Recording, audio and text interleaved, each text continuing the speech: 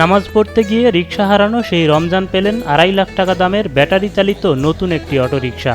News 24-এর সংবাদ প্রচারের পর মানুষের কাছ থেকে পাওয়া ভালোবাসায় মুগ্ধ এই পরহেজগার ব্যক্তি। তার ভাষা পাইতেছি না আমি, আপনারা আমার এতটুকু ভালোবাসবেন আমি কখনো কল্পনা করতে পারি নাই। সম্প্রতি লালমনিরহাট রেলওয়ে স্টেশন মসজিদে নামাজ পড়তে গিয়ে অটোরিকশা হারান রমজান আলী। 10 জনের দানের টাকায় কেনা একমাত্র সম্বল রিকশাটি ফিরে পেতে মসজিদের সামনেই জিকির করতে থাকেন তিনি। পরে সেই ঘটনায় নামাজ পড়তে গিয়ে রিকশা হারালেন রমজান শিরোনামে সংবাদ প্রচার করে নিউজ 24।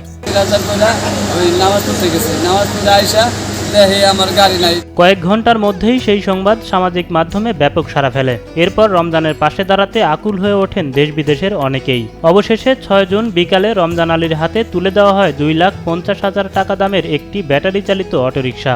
নামাজ পড়তে গিয়ে রিকশা হারিয়ে ফেলে, তো দেখে আসলে আমার কাছে একটু খুব ব্যথা লাগবে। তো ওনার নাম্বারটা কমেন্ট বক্সে নিউজ 24 দিয়ে দেয়। কিন্তু আল্লাহর কি ইচ্ছা, আলহামদুলিল্লাহ উনি পুরোনো রিকশা হারিয়ে সেকেন্ড হ্যান্ড অটো থেকে আমরা যখন এখানে ইনস্টল আসি তখন এখান থেকে পরামর্শ হয়েছে আমরা তাদের একটি নতুন অটো কিনে দেবো এবং রমজান ভাই খুশি আলহামদুলিল্লাহ। দেশ বিদেশ থেকে বিভিন্ন মানুষ অর্থ প্রদান করায় রমজান আলীকে একটি ব্যাটারি চালিত অটোরিকশা কিনে দেওয়া হয়েছে বলে জানান পৌর মেয়র রেজাউল করিম স্বপন। তিনি নিজেও 30,000 টাকার একটি চেক তুলে দেন রমজানের হাতে। এ সময় নিউজ 24-কে ধন্যবাদ জানান তিনি। ধন্যবাদ জানাতে চাই নিউজ 24-কে যে তাদের এই নিউজটা তারা অনলাইনে প্রকাশ করাতে আমাদের জেলা প্রশাসক মহোদয় সহ আমাদের বিশেষ করে বাংলাদেশের বিভিন্ন প্রান্ত এবং আমাদের প্রবাসী ভাইরাও কিন্তু তারাও এই নিউজটা দেখেছে এবং সবাই কিন্তু তার ব্যাপারে আন্তরিকভাবে আমাদের সাথে যোগাযোগ করেছে এবং এটা আসলে আমাদের সমাজের একটি দৃষ্টান্ত। নিউজ 24-এর সংবাদ দেখে রমজানের পাশে দাঁড়িয়েছেন বলে জানান লালমনিরহাট জেলা পরিষদ চেয়ারম্যান আবু বকর সিদ্দিক শ্যামল। তিনিও 20,000 টাকার একটি চেক তুলে দেন সবার ভালোবাসায় আসক্ত নামাজি রমজানের হাতে। আপনাদের এই নিউজ 24 চ্যানেলে যখন ওই রমজান আলীর নিউজটি প্রচার হয়, এটি আমার দৃষ্টিগোচর হয়েছে। হওয়ার পরে আমি জেলা পরিষদের মাধ্যমে 20,000 টাকা একটা চেক তাকে তুলে দিয়েছি। তাকে ততটুকু করেছি, সহযোগিতা করেছি। এটা আমাদের জুন মাস অর্থ বছর পৌঁছলে আগামী অর্থ বছর তাকে আমরা জেলা পরিষদের মাধ্যমে আবার ইনশাআল্লাহ সহযোগিতা করব।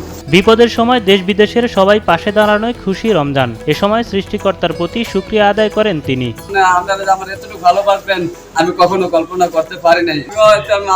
আমি জীবনটা দিতে বাধ্য আলহামদুলিল্লাহ।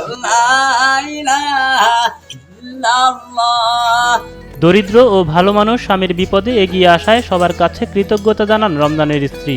পাগলের মতো হয়ে গেছিল, পরে সবাই সহযোগিতা করছে, আমার স্বামী সবাই সহযোগিতা করছে, এতে আমি অনেক খুশি, কৃতজ্ঞ আপনাদের কাছে। এদিকে অসহায় রমজান আলীর জন্য একটি বাড়ির ব্যবস্থা করে দেওয়ার আশ্বাস দিয়েছেন লালমনিরহাট জেলা প্রশাসক মোহাম্মদুল্লাহ। আপনার আসলেই ধন্যবাদ পাওয়ার যোগ্য।